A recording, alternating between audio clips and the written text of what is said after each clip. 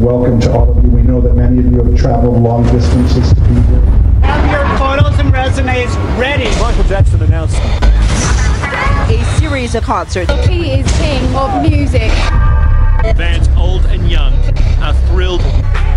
Michael's coming back. He's going to do it one more time, and that's what we're all here for the opportunity to be a part of history. We're here for the Michael Jackson audition. This is it. It's everybody's dream to be here. The best in the world here today. I love it.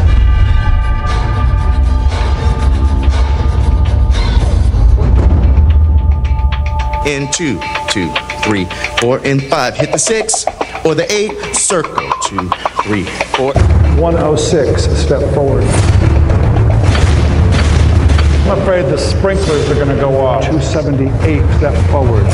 We made the call back. Devin Jameson.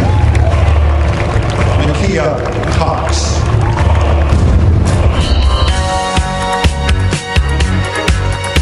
Work it.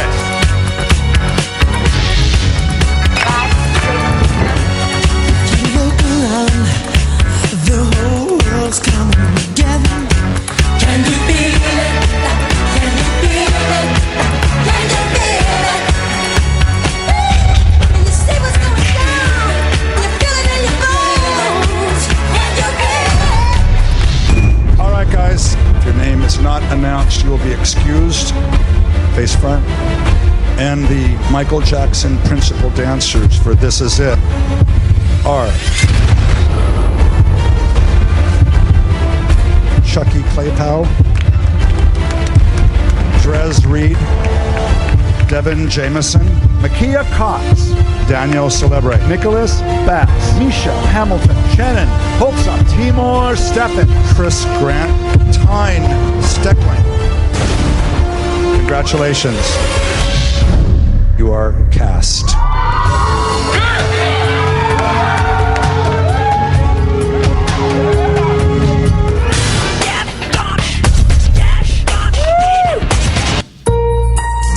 El libro del profeta Malaquías es el último libro del Antiguo Testamento.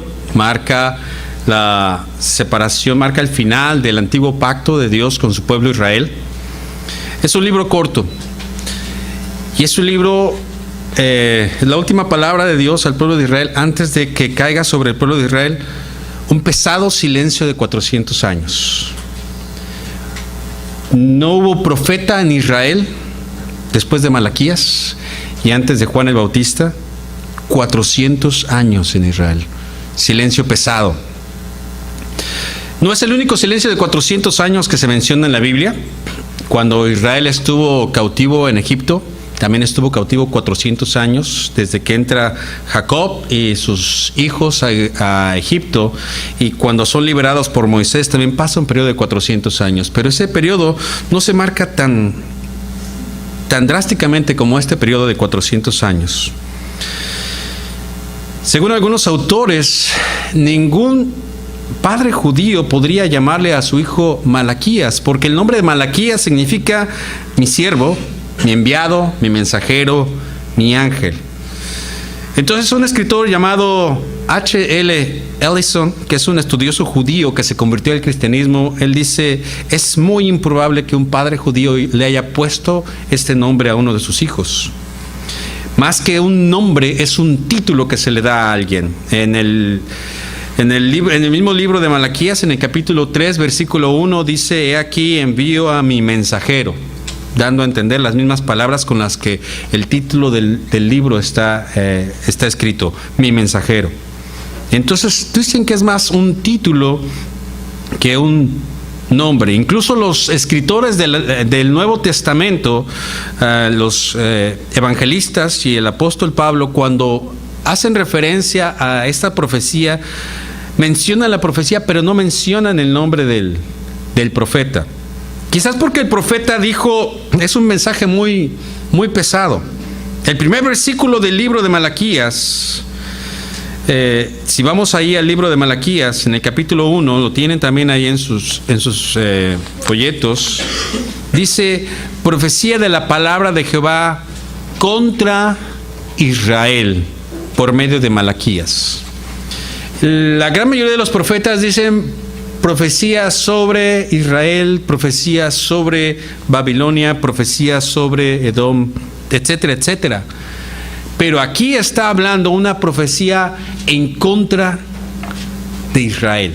Ya desde un inicio Dios está diciendo, tengo algo en contra de Israel. Israel es mi hijo y a Israel lo tengo que disciplinar. Dios es el ejemplo de un padre que ama tanto a su hijo que lo tiene que disciplinar porque ha tenido mal comportamiento. Y en este momento la palabra que se traduce como profecía, generalmente la palabra que se traducía como profecía en el Antiguo Testamento es la palabra hebrea nebúa, que viene de la raíz nabi, que quiere decir profeta.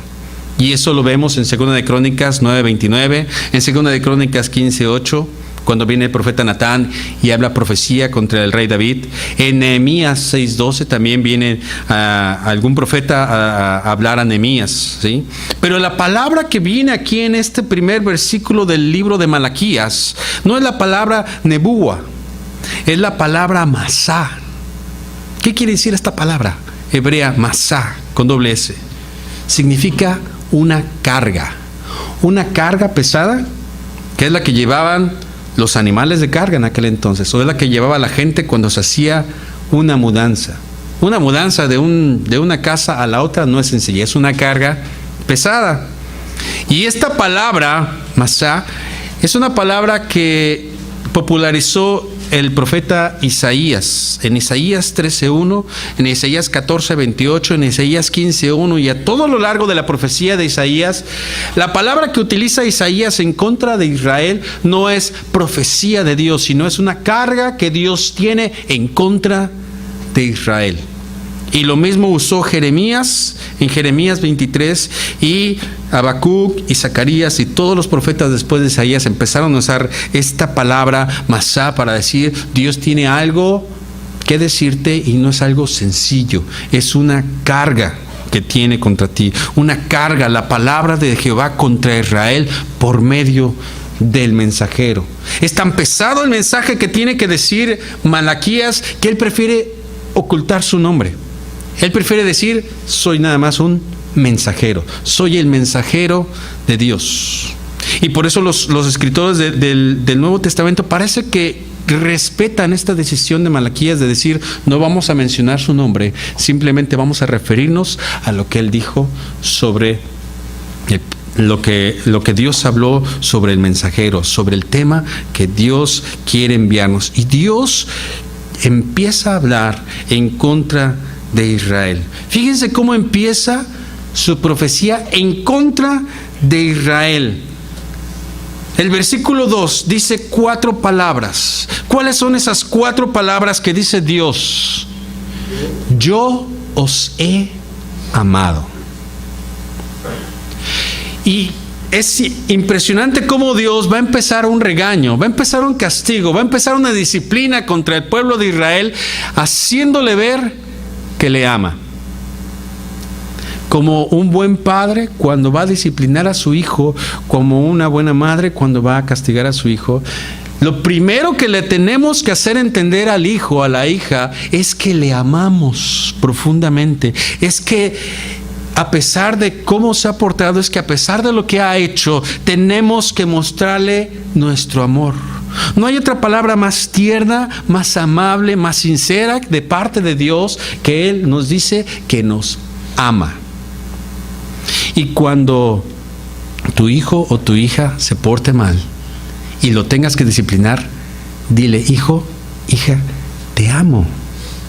Te amo de tal manera que tengo que hacer esto para que no sigas por un mal camino. Y es lo primero que hace Dios, mostrarnos su amor, mostrarnos su compasión, mostrarnos su misericordia.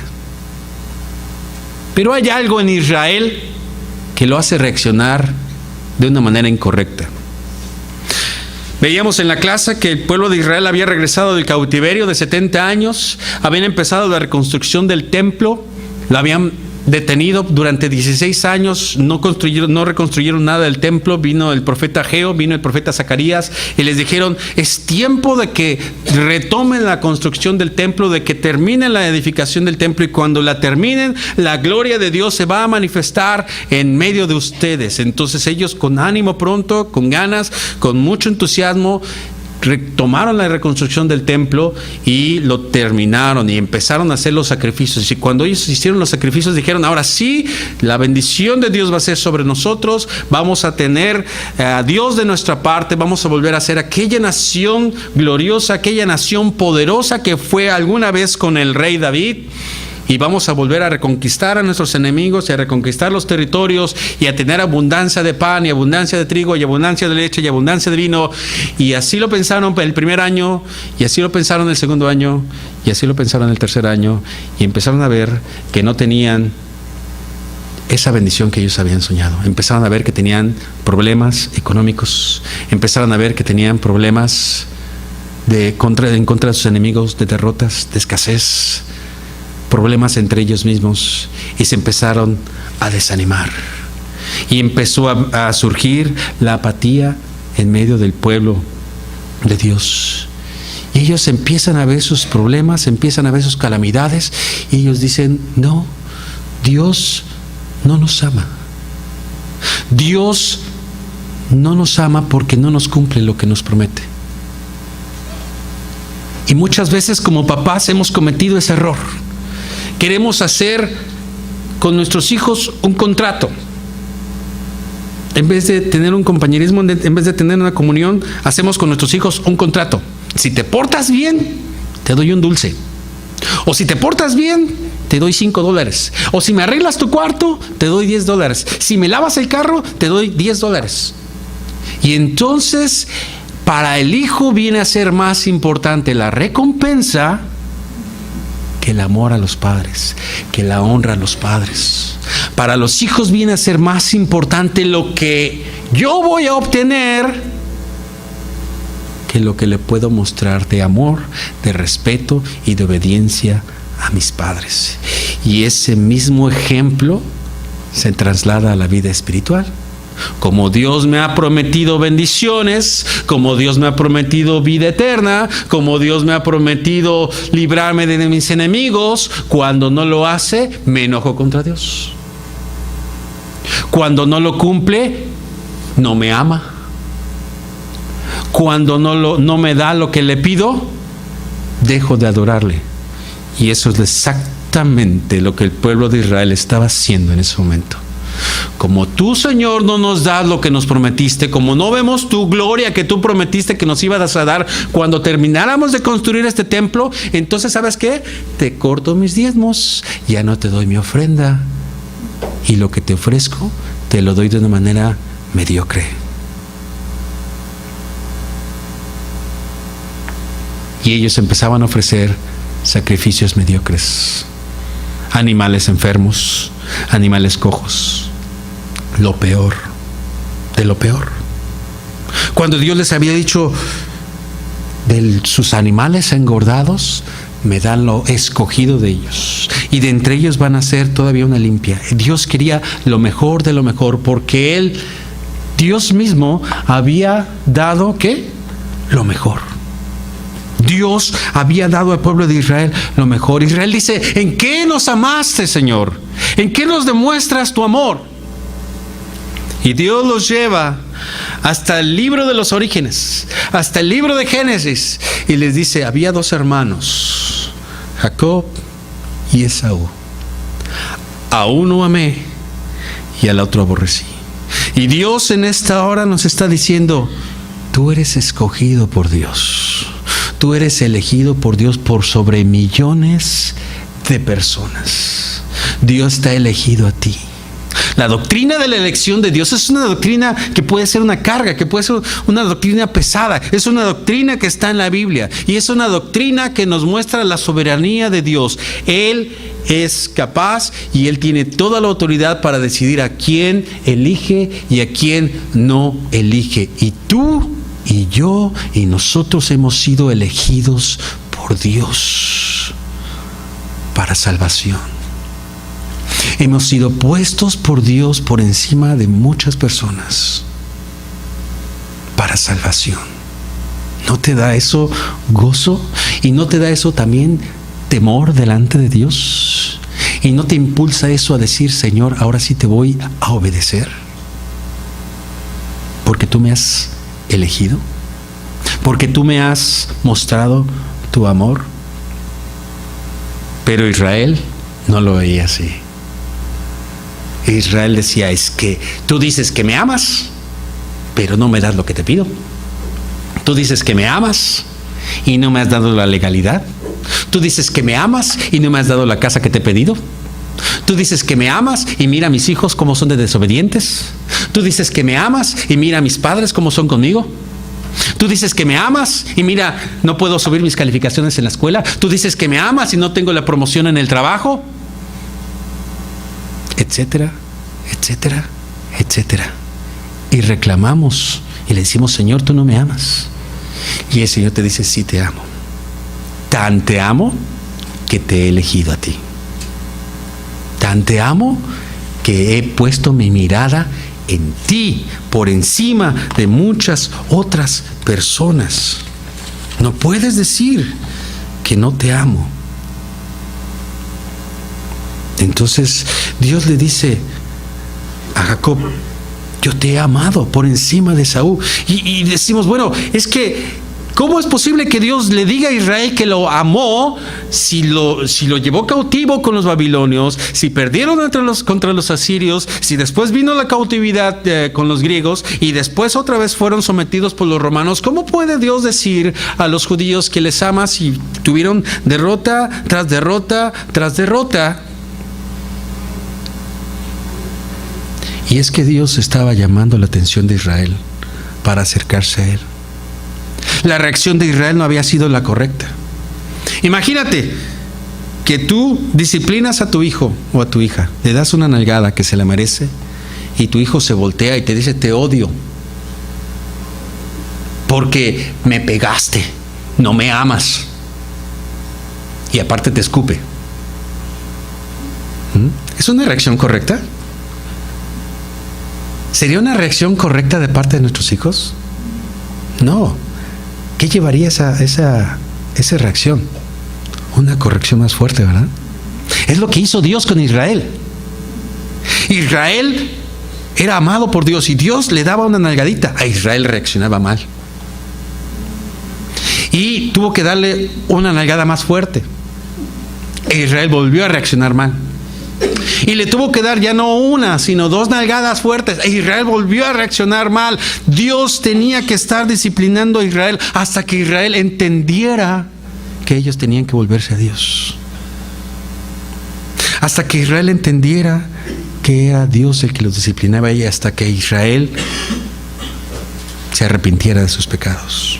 Cosa que no pasó con Esaú. Esaú, él creó su propia nación, los edomitas. Y cuando Israel es llevado cautivo a Babilonia, el pueblo de Edom, que son los descendientes de Esaú, se alegran y ellos facilitan la cautividad de Israel. Y ellos dicen, sí, que se los lleven.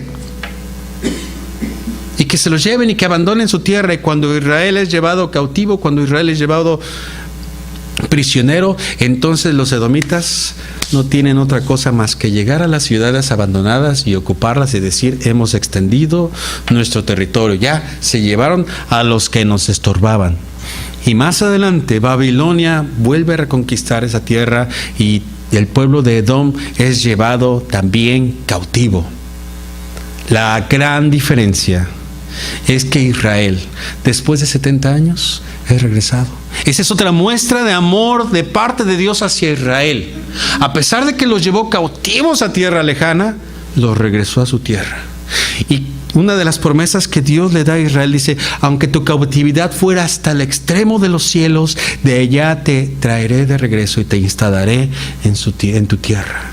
Y en 1948 Israel fue reinstalado en su tierra como cumplimiento de la promesa del amor de Dios para con Israel.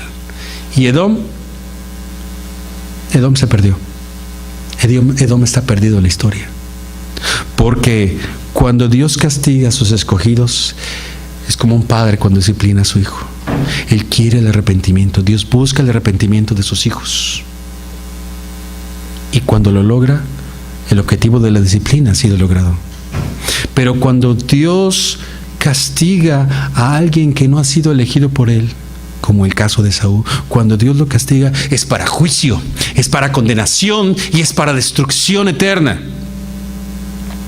Esa es la diferencia cuando Dios elige a alguien y no elige a otra persona.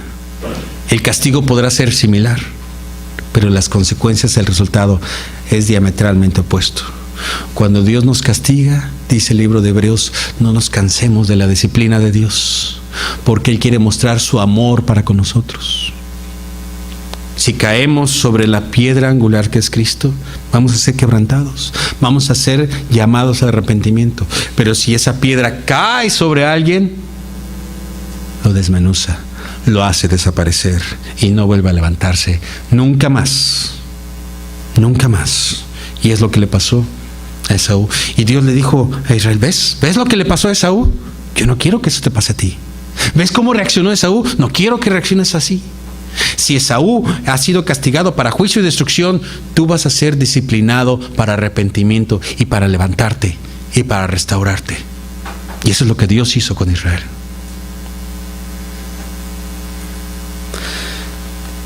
Vimos aquí a un grupo de bailarines que estaban participando para ser nombrados ellos el ballet de Michael Jackson. 5,000 solicitudes. 5,000 solicitudes fueron enviadas. Solamente 600 fueron llamados para audicionar. Y de esos 600, solamente 12 fueron elegidos para bailar con Michael Jackson. Todos ellos pagaron su boleto de viaje. Todos ellos pagaron sus gastos de estadía en Los Ángeles. Todos ellos se esforzaron por ver si eran elegidos para bailar con Michael Jackson. Y ustedes vieron las caras de alegría, de gozo cuando decían los nombres. ¿Cómo se hubieran sentido ustedes si les dicen, ustedes han sido elegidos para bailar junto con Michael Jackson y su serie de 50 conciertos alrededor del mundo? ¿Quién no hubiera brincado? ¿Quién no se hubiera alegrado? Cualquiera, si nos dicen, vas a bailar con Michael Jackson. Y después de que habían sido nombrados, después de que habían sido elegidos, para ellos no les importó los desvelos, no les importó el cansancio, no les importó si en los ensayos se lastimaban. Ellos se iban a levantar porque querían seguir ensayando. No les importó si se enfermaban.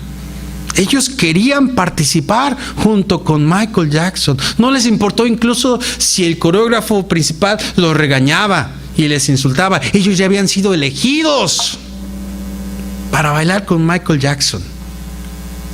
Tú y yo no hemos sido elegidos por Michael Jackson, no hemos sido elegidos tú y yo por Barack Obama para gobernar Estados Unidos. Tú y yo no hemos sido elegidos por Bill Gates para trabajar para él, que a lo mejor nos gustaría. Tú y yo ni siquiera hemos sido elegidos por Billy Graham para predicar junto con él. Tú y yo hemos sido elegidos por el Señor Jesucristo, el Rey de Reyes y el Señor de Señores, para ser coherederos con Cristo y herederos de Dios. El mismo trato que Dios le va a dar a Cristo te lo va a dar a ti y me lo va a dar a mí. ¿Y qué hicimos para merecer esa elección de parte de Dios? Nada. No hemos hecho nada. Simplemente porque Dios nos ama. Simplemente porque Él dice, con amor eterno te he amado, por eso te extiendo mi misericordia. Señor, ¿qué viste tú en mí? ¿Qué viste tú en nosotros? No lo sé, pero Señor, gracias por haberme elegido. Gracias por haberme rescatado. Gracias porque yo no he hecho nada para salvarme. Tú lo has hecho todo. Tú entregaste a tu Hijo Jesucristo por propiciación de mis pecados. Y tú has querido salvarme. Tú has querido limpiarme. Y que yo reaccione mal ante ti, Señor. Que yo todavía dude de tu amor, Señor. Ni pensarlo. Ni pensarlo. Porque tú has sido elegido por Dios y tú me has elegido a mí, Señor. No me van a importar los desvelos, no me van a importar los cansancios, no me van a importar incluso los regaños, no me va a importar a veces dar de mi dinero con tal de cumplir la comisión que tú has puesto en mí. Porque Dios nos ha elegido a nosotros para ser sus ojos. Dios nos ha elegido a nosotros para ser sus oídos. Dios nos ha elegido para ser sus manos. Dios nos ha elegido para ser sus pies. Dios nos ha elegido para ser su boca en medio de un mundo que se muere en el pecado y que va directamente a la maldad, y que Él quiere que cada uno de nosotros cumplamos el propósito por el cual Dios nos ha elegido, para hacer luz y para hacer sal a las naciones. ¿Cuántos de nosotros realmente le diremos, como dijo el profeta Isaías: heme aquí, Señor, envíame a mí? Ojalá que cada uno de nosotros tomemos ese llamado muy personal y muy especial que Dios nos ha dado. Que no seamos como el Israel de Malaquías. Que no seamos como el Israel de los últimos tiempos del Antiguo Testamento, porque precisamente por eso Dios trajo ese pesado silencio a Israel. Después de este regaño que Dios le da a Israel, Dios les hace la ley del hielo total. No les habla ni una sola palabra hasta que viene el cumplimiento de la ley. Ojalá que nunca lleguemos a ese extremo de que Dios cierre los cielos, de que Dios cierre su boca y que guarde silencio por nuestro mal comportamiento, sino que siempre estemos dispuestos a decirle: Señor, aquí estoy, un día más, yo quiero cumplir el llamado que tú me has dado, ese amoroso llamado que tú me has dado. Vamos a Dios en oración.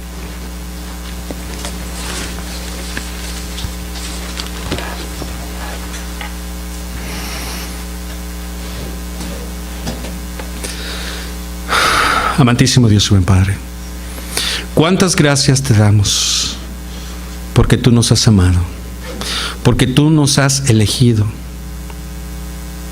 ¿Cómo podemos agradecerte, Señor, el ser parte de tu pueblo, el ser parte de tu familia, Señor?